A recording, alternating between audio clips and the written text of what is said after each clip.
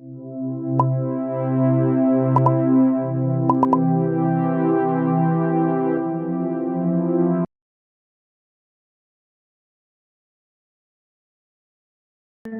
I would like to call upon Mr. Connor Donnelly, who is an environmental justice and education advocate, tutor, and also served as a teacher in the Peace Corps in Uganda, to deliver his speech. Mr. Donnelly, could you respond and say hi to our audience? I hope you are doing well, and we are extremely excited to have you with us today.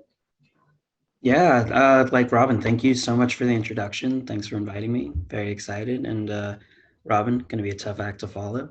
But yeah, good morning and from here, and good evening over there. I hope everyone's doing well. Okay, Mr. Donnelly, you may proceed with your speech. Thank you so much for being with us today.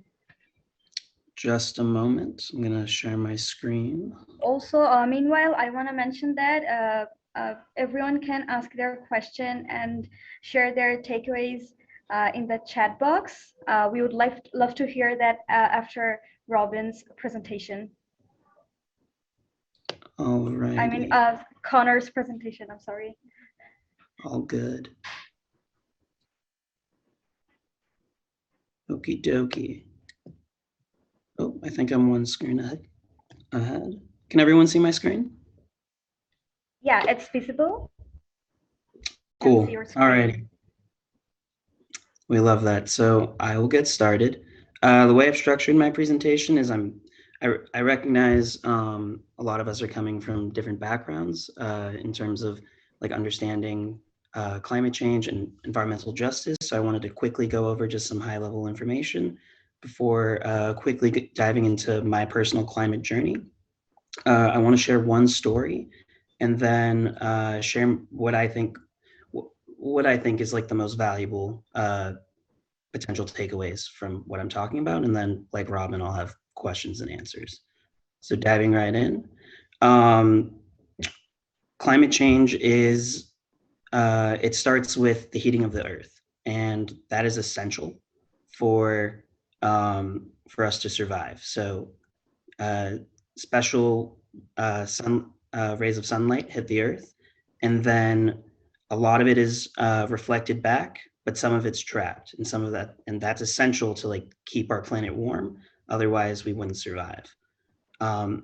However, the more CO2 that we add, which helps trap the heat, the more our climate will change. So the world is heating up, and this is largely due to fossil fuel consumption. Most of the planet is our oceans, and so our water has also been steadily increasing in temperature as well. This has a lot of repercussions, including cyclones. The climate crisis is very much a health emergency, as it affects the food we eat, the water we drink, the air we breathe, and the weather we experience. And then that's compounded even more so, I think it's become apparent with COVID-19. I think a lot of people will say there's global warming, but I think more important than just using that phrase is climate variability, which isn't used often enough. Because while the planet is generally warming, what's I think more impactful are the extreme weather events like rain bombs or extreme events of rainfall, as we see throughout the globe. And the overuse of our water supply, which is leading to more fires. Here are more statistics. All the while, ice caps are melting, which contribute to the vulnerability of coastal cities, mostly in Southeast Asia, due to rising sea levels. Meanwhile, we're going through our planet's fifth mass extinction, which is forcing many vectors and tropical diseases to shift towards the poles, and is strongly contributing to roughly 5 new infectious diseases emerging every single year, most of which come from animals, like COVID-19. So in short, because we're releasing too much CO2, mostly through fossil fuels, into the atmosphere, there's an overheating of the planet, which is altering the globe's general climate and leading to more variability, which we're not ready to adapt to. And this includes food and water shortages, pandemic disease, and refugee flows. And while the costs are numerous and nothing short of devastating, these events most heavily impact those who have contributed the least to the problem, namely those that are less affluent and also communities of color. There are a lot of definitions for environmental justice, but I think a picture is worth 1,000 words. It's essentially where both social inequity and climate advocacy are in unison. So now that we've prefaced what I'm going to be talking about, like my journey with environmental justice, I'm originally from San Francisco, more specifically not in San Francisco proper, but right across the Golden Gate Bridge in Marin County, California.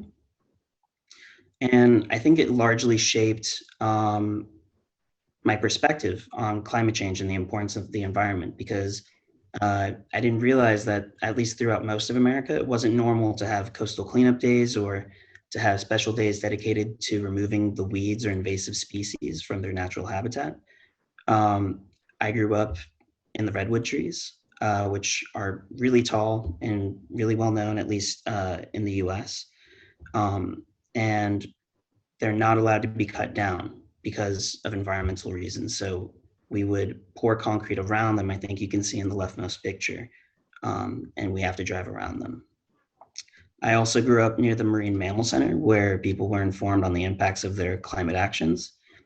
And we often learned about the crazy amount of biodiversity because of the wetlands and estuaries, which is probably relatable in Bangladesh. I graduated from, so after growing up in California, I went to Cornell University, where I majored in economics and I minored in Inequality Studies. And it was there that I really learned the importance of education in terms of combating the climate crisis. And going into my senior year of university, I went to Ecuador, where I acted as a social entrepreneur intern. And I was really fascinated with how there was such an abundance of resources in the Amazon, but not a proportional amount of affluence provided all that was there. And so what I particularly focused on was trying to find new potential products from the Amazon rainforest, like for pharmaceuticals, or, oh, I'm sorry, to sell on the market. Here's a picture of the people that I worked with. And the organization that I worked with in particular was called Fundación Runa. They sell guayusa tea. It's a fair trade labeled, so it's to ensure that there's equal pay and that the workers are not exploited or taken advantage of. And they were largely focused on sustainability, utilizing permaculture rather than monoculture type crops. On the right, that's the other social entrepreneurship intern. We were amazed with how big the leaves were. I think the single best experience wasn't any one thing that I did, but learning upon discussing with the shaman chief, the importance of the impact on culture that the indigenous people were experiencing when pharmaceutical companies from like Stanford and Yale were trying to save the knowledge of the people, and just the disconnect there. Thereafter, upon graduation, I became an AmeriCorps member with 2 different programs, Big Citizen Hub, or Changes, and City Year Los Angeles, where I acted as a role model, tutor, and mentor, and focused on youth advocacy, often relating to environmental justice. More recently, about a year ago, I was a Peace Corps volunteer in Uganda, where I was first and foremost a teacher, the national director of Dear Day, which is Drop Everything and Read Day, to help enhance the literacy rate.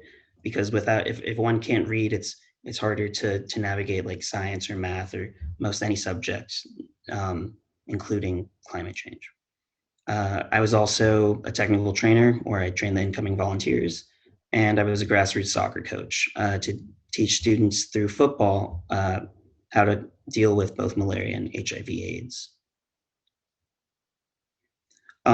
It was also while I was abroad that I feel I gained a stronger perspective on the importance of environmental justice, but more specifically, energy justice. This was damage after a storm that hit my school. Um, yeah. Even though it was hard to adapt, or the resiliency might not have been as high as I would hope. The headmaster of the school was very focused on sustainability, and you can see on the left that he was making charcoal for the teachers when he couldn't physically pay them because money had to be reallocated to like fixing the school. And then also on the right, I think that it shows people truly are resilient to different situations. Uh, Upon getting back to America, because I was evacuated from Uganda due to COVID-19, I completed the Climate Reality Project, and now I'm pursuing a dual MBA MS in environmental justice. Um, I'm currently focused on a lot of diversity, equity, and inclusion type things, short for DEI. Like I was on the student advisory board for my dual degree program. I have a leadership position for net impact, and I'm taking classes like energy justice, sustainable energy systems, life cycle assessments. But what I want to focus on for the next couple minutes is um, the moment my life changed when in college, or what we call high school, before university. I learned that there will likely be large scale conflicts over water in my lifetime. And that's what made choosing a career focused on sustainability my priority.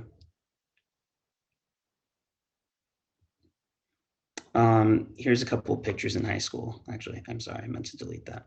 So largely due to my upbringing, because of my trip abroad to Baja, Mexico, which is what those photos were, to study the whales, and my environmental science class, I became the co-president of the Environmental Action Club.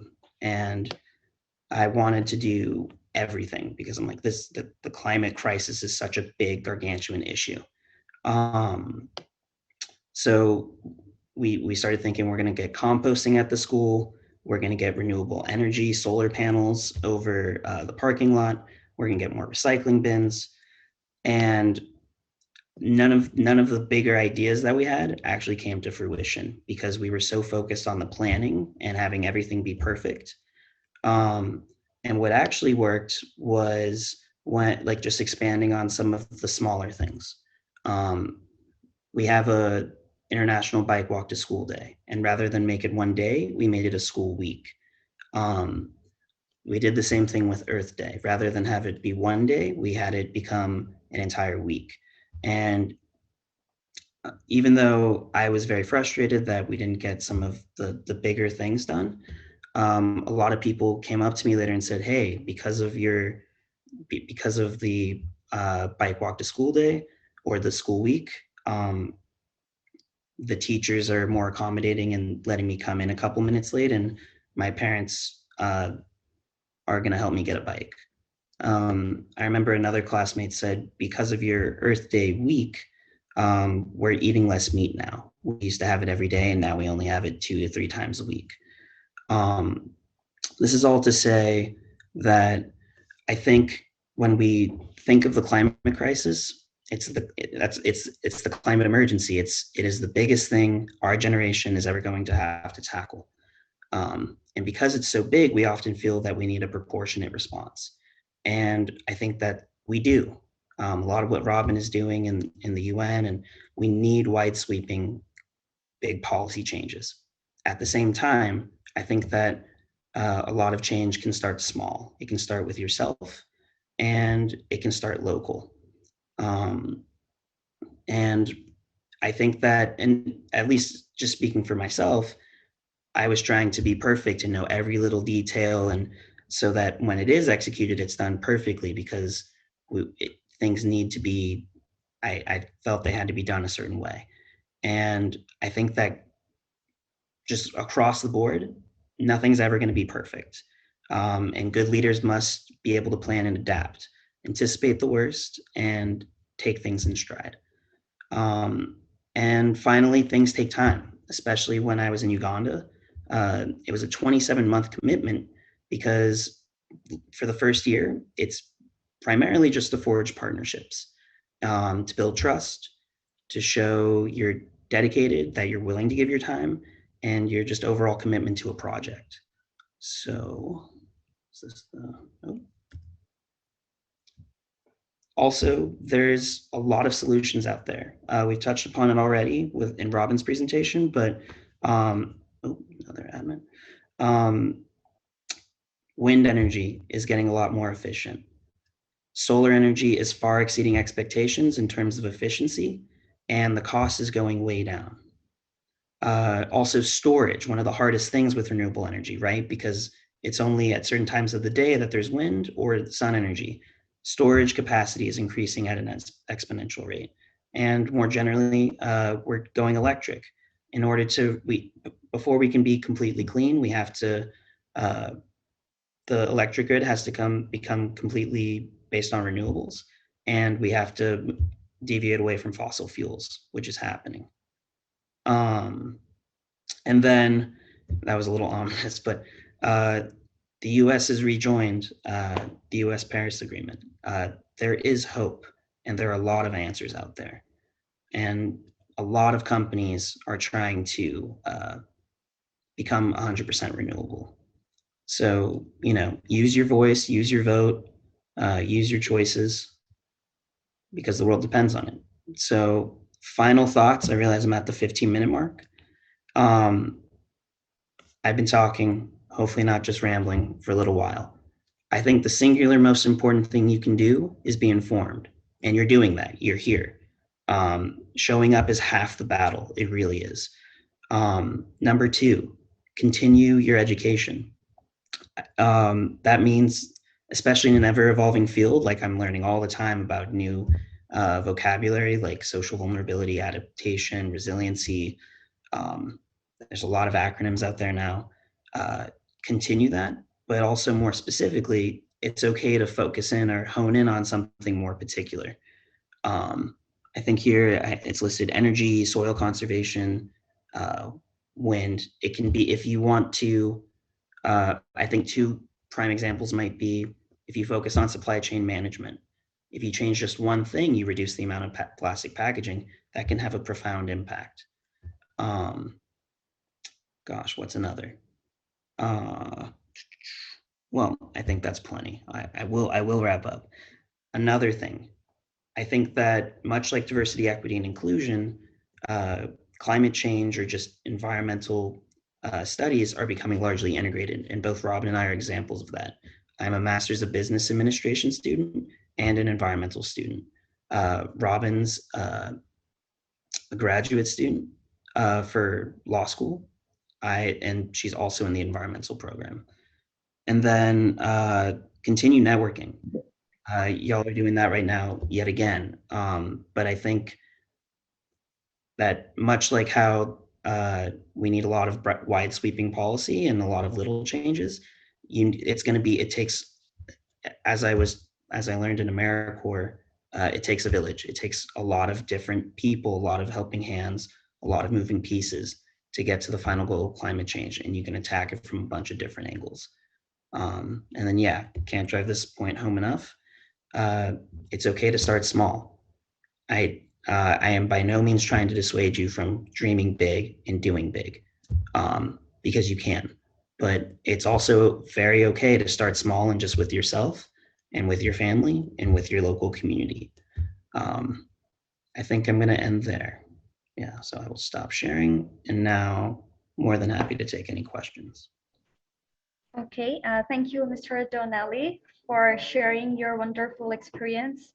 I hope our audience will be inspired today to really think about the issue and work as an individual person. So we'll wait a few minutes and see. Oh, okay, there is a question. Why do we think we could not execute Montreal Protocol, Kyoto Protocol in a much more successful manner? What can we do as a young generation? Loaded questions. Give me a moment to think about that. Well, if I'm being honest, I think part of it just has to do with the people that were involved, namely in the Kyoto Protocol, are coming from more developed nations, and they, even though we're the ones largely contributing to this, there are a lot of moving parts, and trying to appease a lot of people with a certain amount of money is difficult. I think that's a largely internal issue with these certain countries. But as a young generation, I think that there are a lot of pros and cons, I think, to globalization. But the fact that we are, I think, allows us to share a lot more information. So I think networking across the globe, recognizing that we all are interconnected. If I learned anything from economics and just like my travels, it's that people's lives might feel really far away and removed, but we're all part of the same globe, and everything we do has an impact, direct or indirect. So sharing information, continually learning, continually advocating for change. I think that records keep being broken regarding climate marches. And then as this is the economist in me, every time you vote, you're paying for something, or every time you pay for something, you're voting. So if you're paying for something, you're saying, this is worth at least this much to me. And certain companies might also represent certain values, or they might do things that you don't agree with. So it's a lot to navigate, but what is within your bandwidth, I think you can also be a conscious consumer and make little changes that way. I think that's absolutely right. So we have a lot of questions here. Yeah. There's a question asking, how can regulators ensure economic incentives for private firms or organizations to adopt more environmentally friendly practices? Any interesting examples in this regard besides tax incentives? Yeah. So I'll answer the second part first. An interesting example. Something I think that was really cool, and this is from Freakonomics. At in the Netherlands, they had a speedometer, and the speed limit was 25 miles per hour, more or less. I recognize miles per hour is funky. It was 45 kilometers per hour, and if they went over, for every kilometer over, they had to donate their respective currency, like $1, say. And then all of that money was put into a pot, and everyone that went at or below that speed limit was then provided, like, given a lottery ticket, essentially.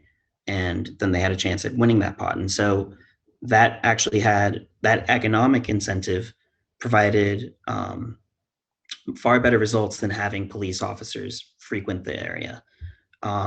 So that's not necessarily specific to the environment, but I think coming up with creative solutions like that have economic incentives can be really powerful. I wish I had an environmental one leap to mind. That was just the first one that sprung up. And then how can regulators ensure? I think, yeah, my knee-jerk reaction, and just from what I've been studying more recently and per different conversations, I actually think it's going to stem more from policy. Pure economic incentives, like subsidies, or I think that it's going to just take, like, fundamentally recreating standards across the board, not just having incentives and or certain tax breaks. It's going to be everyone has to do this. Everyone has to make certain changes. I think that's going to be the next really big step. I think so too. Okay, so we have another question. Can you please explain climate variability? Since this environmental crisis has some sort of connection with the growing carbon emission based industries, how can we convince the manufacturers to go carbon free? Yeah. So climate variability is climate change. It's just on a shorter time scale. So to steal one of Robin's words, things are getting wonky. Uh, things are fluctuating more, which leads to more instability. Um, so climate variability it's not quite synonymous with climate change, but it's much like weather versus climate. Climate is like 30 plus years, like the general weather of the area, and then weather is more day to day. So climate variability is just on a shorter time scale. I dropped in the chat something that I think is really helpful, and I was gonna actually just post this at the end anyway, but um, something that I felt I was way less familiar with were terms like resiliency, adaptation, social vulnerability, um, a few others. And there are two, like maybe 15, 30-minute courses that through the World Wildlife Fund that I just dropped in the chat. And I think that that's also super comprehensive and uh, very applicable to this question. Was there a second part? How do How we can we convince? convince the manufacturers to go carbon free? That was the second part of the question. Right. So I think that there are a lot of different ways. Advocacy. Um, you yourself can not consume from certain places. You can support those that are trying to go carbon free, and that does cost a little bit more money, but that is your vote. That is your prerogative. Um, I think getting involved in policy, trying to make more broad sweeping changes. I myself eventually want to have my own social enterprise. Um, so just kind of taking the initiative and doing it on your own. I recognize that's really hard for different scales, but gosh, what else? Uh, yeah, I think those just it's going to take a lot of different ways. You yourself, I think the most applicable way is staying informed and then being conscientious as a consumer. But more generally, I think sharing that information and um, there are advocacy groups advocacy groups that um, try to address this as well. So there are ways to rally support and make change. Um, yeah, I wish I had something more concrete other than those few things. Okay, I guess we're gonna take a last question. Actually, we have a lot of questions, so I'm really confused. So is it okay if I take the last question, Mr. Connor? Of course, yeah. Okay, so what impacts does biotechnology play in near future for protection of environment? Hmm. So, admittedly, this is not my forte. It's been a while since I've taken like uh, biomedical science classes, but oh, sorry, the question moved. I think, yeah, just in the more general theme, it's going to take a lot of helping hands. Biotechnology in particular, I think. Um, hmm, give me one moment. I don't want to say something I don't mean. Biotech. I think it's totally fine. Actually, uh, the question is about a totally different discipline, right? But the main message that I think Connor Donnelly has delivered today is that we can individually work on, no matter where we are, which country we belong to, which community we belong to. I think we all have the responsibility to save the planet that we are living in right now, because we all have the responsibility to save ourselves, to save our planet. Yeah, So I could not have said that better myself.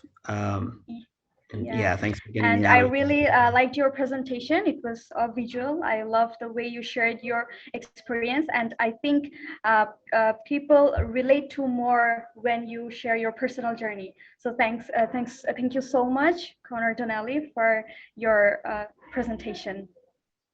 Thank you. I'm sorry I went over time. No, it's totally fine. Um,